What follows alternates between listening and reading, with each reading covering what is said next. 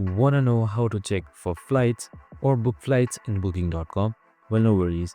In this video, I'm going to show you an easy step-by-step guide on how you can easily check flights in booking.com. So it's super simple and under a minute, so let's get straight to it. Now, first things first, simply open up your booking.com website. So you can just simply head towards your favorite web browser and type in booking.com and you should be on this website right here. So once you're there, here you should be provided with face interface. So make sure you are logging first. We have also created a video on how to log in, so make sure to watch it. So once you have done all of that, here you should be seeing under booking.com logo, stays, flights and much more.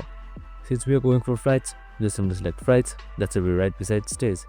So you can just simply select it. And now once you have selected flights, here you should be provided with this interface right here, this page.